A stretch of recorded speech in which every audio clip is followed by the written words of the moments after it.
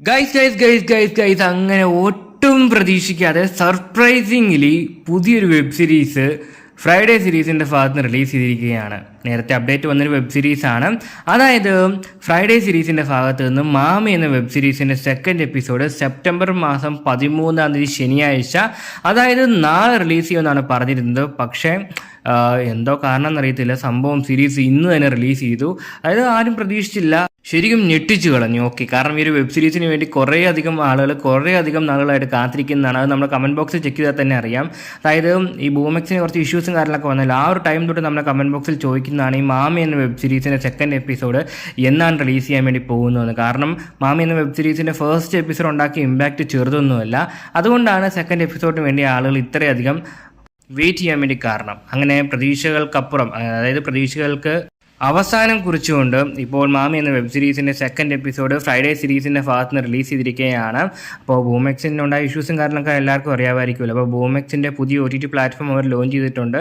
പഴയ OTT platform ഇപ്പോൾ available അല്ല. ഫ്രൈഡേ സീരീസ് എന്ന പേരിലാണ് പുതിയ OTT പ്ലാറ്റ്ഫോം ലോഞ്ച് ചെയ്തിരിക്കുന്നത്. കുറേ അധികം ആളുകൾ അറിഞ്ഞ് കാണും, അറിയാത്തവർക്ക് വേണ്ടി ജസ്റ്റ് എടുത്ത് പറഞ്ഞു എന്നേ ഉള്ളൂ. അപ്പോൾ ഫ്രൈഡേ സീരീസ് എങ്ങനെ ആക്സസ് ചെയ്യാൻ വേണ്ടി സാധിക്കും, എങ്ങനെയാണ് അതിൻ്റെ ആപ്പും കാര്യങ്ങളൊക്കെ കിട്ടുന്നത്, പിന്നെ പുതിയ സീരീസുകളൊക്കെ റിലീസ് ചെയ്യുന്ന അപ്ഡേറ്റ്, എല്ലാ കാര്യങ്ങളും ഡീറ്റെയിലായിട്ട് ഇറങ്ങിയൊരു വീഡിയോ നമ്മുടെ ചാനലിൽ അപ്ലോഡ് ചെയ്തിട്ടുണ്ട്. ലിങ്ക് ഞാൻ കമൻറ്റ് ബോക്സിൽ പിൻ ചെയ്ത് കൊടുത്തേക്കാം. താല്പര്യമുള്ളവർക്ക് ചെക്കൗട്ട് ചെയ്ത് നോക്കാവുന്നതാണ്. ഓക്കെ, അപ്പോൾ നമുക്ക് ഒട്ടും സമയം കളയാൻ നേരെ ഫോർമലായിട്ട് റിവ്യൂയിലേക്ക് കിടക്കാം. അപ്പോൾ ഈ മാമി എന്ന വെബ് സീരീസിൻ്റെ സെക്കൻഡ് എപ്പിസോഡിൻ്റെ ഡ്യൂറേഷനായി തന്നെ നോക്കാം. ഏകദേശം 40 മിനിറ്റ് 39 സെക്കൻഡാണ് വെബ് സീരീസിന് ഡ്യൂറേഷൻ വരുന്നത്. സാമാന്യം നല്ല ദൈർഘ്യമുള്ളൊരു വെബ് സീരീസാണ്. 40 മിനിറ്റ് എന്ന് പറയുമ്പോൾ തന്നെ അറിയാം, അതിനകത്ത് 2-3 മിനിറ്റ് മാത്രമാണ് ആകെ സീൻ അല്ലെങ്കിൽ ഒരു കഥ, പിന്നെ ഡയലോഗ്സ് കാര്യങ്ങളൊക്കെ വരുന്നത്. ബാക്കി 37 മിനിറ്റും കളിയാണ്. അപ്പോൾ തന്നെ ഊഹിക്കാമല്ലോ ഏത് റേഞ്ചാണ് എടുത്ത് വെച്ചിരിക്കുന്നത് എന്നുള്ള കാര്യം. ഇപ്പോൾ ഒരു വെബ് സീരീസ് കാരണം എല്ലാവർക്കും ഡൗട്ട് വരാനുള്ളൊരു സംഭവമുണ്ട്. അതായത് ഫസ്റ്റ് എപ്പിസോഡാണോ സെക്കൻഡ് എപ്പിസോഡാണോ കൂടുതൽ അടിപൊളി എന്നുള്ളത്. അത് നമുക്കും ഡൗട്ടാണ്. കാരണം എന്ന് വെച്ചാൽ ഫസ്റ്റ് എപ്പിസോഡ് കണ്ടു കഴിയുമ്പോൾ വിചാരിക്കും, ഇതാണ് ഒരു പെർഫെക്റ്റ് സീരീസ്, ഇത് വെച്ച് എത്ര റൗണ്ട് വേണമ്പോൾ അങ്ങനെയൊക്കെ വിചാരിക്കും. പക്ഷേ സെക്കൻഡ് എപ്പിസോഡ് കണ്ടുകഴിയുമ്പോൾ വിചാരിക്കും ഫസ്റ്റ് ഒന്നുമല്ല സെക്കൻഡ് എപ്പിസോഡ് ആണെന്നുള്ളത്, സംഭവം പൊളിച്ചടുക്കിയിരിക്കുന്നുള്ളത്. അതായത് നമുക്ക് മൊത്തത്തിൽ ഒരു കൺഫ്യൂഷനാണ്. അപ്പോൾ ഓരോരുത്തർക്കും വ്യക്തിപരമായ താല്പര്യമായിരിക്കും. എനിക്ക് ഫസ്റ്റ് എപ്പിസോഡും സെക്കൻഡ് എപ്പിസോഡും ഒരുപോലെ ഇഷ്ടപ്പെട്ടെന്ന് വേണമെങ്കിൽ പറയാൻ വേണ്ടി സാധിക്കും. ഓക്കെ, അതായത് ഏത് വെബ് സീരീസാണോ അവസാനം കണ്ടത് അതായിരിക്കും ബെസ്റ്റായിട്ട് തോന്നുന്നത്. ഓക്കെ, പിന്നെ വെബ് സീരീസിൻ്റെ പ്ലോട്ട് അല്ലെങ്കിൽ കഥാസാഹചര്യത്തെ പറ്റി നോക്കുകയാണെങ്കിൽ നമ്മുടെ നായകൻ, അതായത് നമ്മുടെ മാമിയുടെ മരുമോൻ ജോലിയൊക്കെ കഴിഞ്ഞ് കുറച്ച് ലേറ്റായിട്ടാണ് വീട്ടിലേക്ക് വരുന്നത്. അപ്പോൾ ഭാര്യയ്ക്ക് പീരിയഡ്സ് ആയതുകൊണ്ട് തന്നെ നേരത്തെ കിടന്ന് ഉറങ്ങിയെന്ന് മാമി മരുമോനോട് പറയുവാണ്. അപ്പം നായകൻ പറയുവാണ്, ഓക്കെ കുഴപ്പമില്ല, പീരിയഡ്സ് ആയതുകൊണ്ടല്ലേ കിടന്ന് ഉറങ്ങിക്കോട്ടെ. അപ്പോൾ മാമി ചോദിക്കുമോ കഴിക്കാൻ വല്ലതും വേണമെന്നൊക്കെ ചോദിക്കുമ്പോൾ പറയും പുള്ളിക്ക് വിശക്കുന്നൊന്നുമില്ല, പുള്ളി എന്തായാലും പോയി ഫ്രഷ് ആയിട്ട് വരാം പറയുമ്പോഴാണ് മാമി പെട്ടെന്നൊരു സംഭവം എടുത്തിരുന്നത്.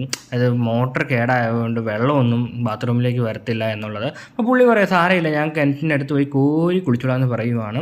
അപ്പോൾ നമ്മുടെ മരുമോൻ കുളിക്കുന്നത് മാമി ഇങ്ങനെ ആസ്വദിച്ച് കാണുകയാണ്. അപ്പോൾ മാമിക്ക് ഓരോന്ന് കാണും തോറും ഇങ്ങനെ കൺട്രോൾ ചെയ്യാൻ പറ്റാത്തൊരവസ്ഥയിലേക്ക് പോകുന്നത് കൊണ്ട് തന്നെ മാമി ഇങ്ങനെ കണ്ട് നിന്ന് പോവുകയാണ്. അപ്പോൾ കുളിയൊക്കെ കഴിഞ്ഞ് നമ്മുടെ മരുമോൻ ഡ്രസ്സ് മാറാൻ വേണ്ടി റൂമിലേക്ക് കയറി വരുമ്പോൾ അറിയാതെ കയറി ഇങ്ങനെ പിടിക്കുന്നു.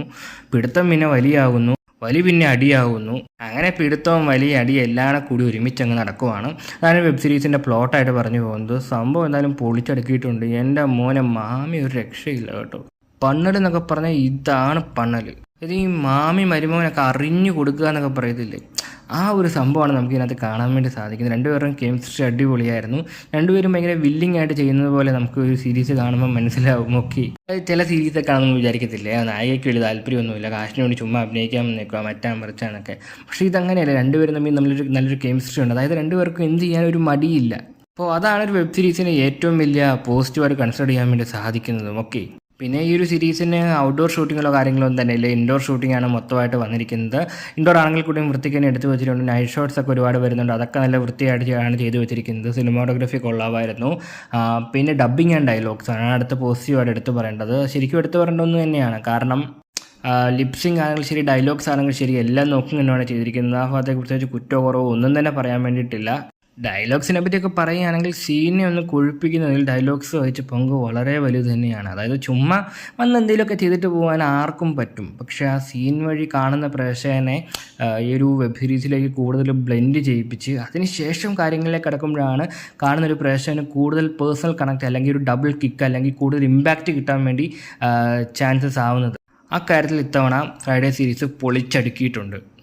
പിന്നെ ഇതൊന്നുമല്ല എല്ലാവർക്കും അറിയാൻ താല്പര്യമുള്ള വിഷയങ്ങൾ എന്നറിയാം. താല്പര്യമുള്ള വിഷയങ്ങളെപ്പറ്റി നോക്കുകയാണെങ്കിൽ ഡീറ്റെയിൽ ആയിട്ട് എല്ലാം കാണിച്ചു പോകുന്നുണ്ട്. കാണിക്കുന്ന കാര്യത്തിൽ ഒരു മടിയും കാണിച്ചിട്ടില്ല. കാണിക്കുന്നത് മാത്രമല്ല എല്ലാം ഒറിജിനലായിട്ട് തന്നെ ചെയ്തിട്ടുമുണ്ട്.